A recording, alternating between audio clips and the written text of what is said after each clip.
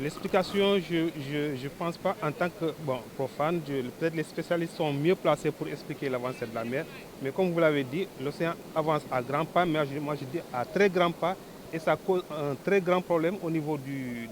quai de pêche de manière particulière, mais bon, de manière globale, c'est sur toute la côte. Au niveau du quai de pêche, pour ceux qui connaissent ici depuis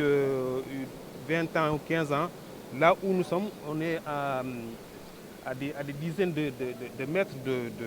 à des dizaines de mètres de l'eau. Mais actuellement, là, on est sous l'eau, les pieds sont sous l'eau, donc la mer avance très vite et ça a un impact négatif sur le quai de pêche.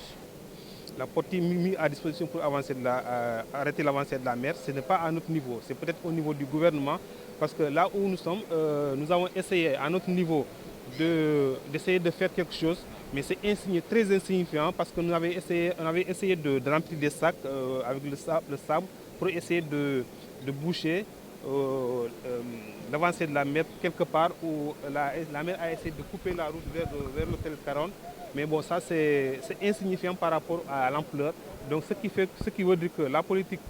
comme vous l'avez dit, la politique pour essayer de freiner l'avancée de la mer, c'est seulement au niveau de l'État qu'on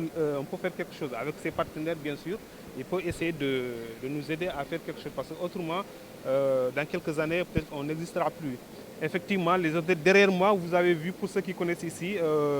la nature, un campement qui se trouvait à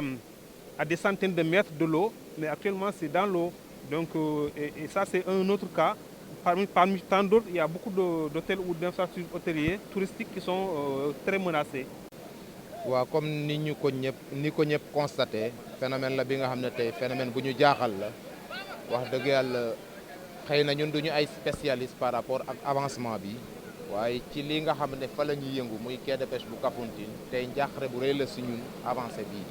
defe naa tey képp ku xamoon Kafountine y a de cela 5 voire 6 ans ci ginnaaw fii ñu taxaw nii je pense que on était à peu près 60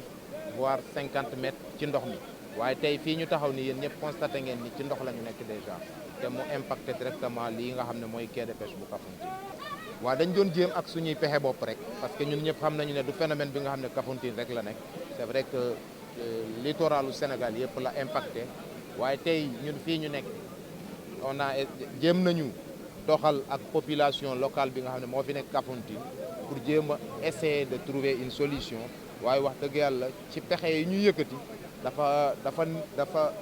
dafa bëriwul njëriñ lool par rapport ak li nga xamante ne moo ñu dal fu mu toll. waaw wax dëgg yàlla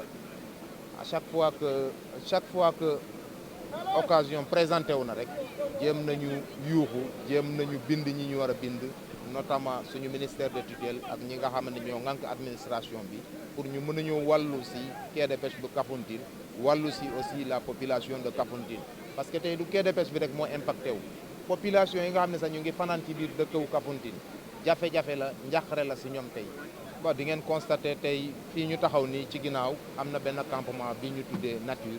bu ngeen constaté y a de cela 3 ans yàggul dara sax campement bi existé déjà te mu doon campement bi nga xam ne campement bu amal njëriñ la ñi nga xam ne ñooy yëngatu si ci fii ci gox bi ci tourisme waaye tey gis nañ ni campement bi disparaître na complètement non seulement campement bi bu ñu dugg si ci quai de pêche bi sax lu mu fi impacté sax moo gën a bari parce que tey boo seetee conflit yi sax day gën a bari parce que espace bi dafa gën a tuuti oto yi pour ñu stationner ça c'est des problèmes donc vraiment tey toll nañu fi nga xamante ne moom yuuxu ku ñuy wàllu si rek la ñu mën a def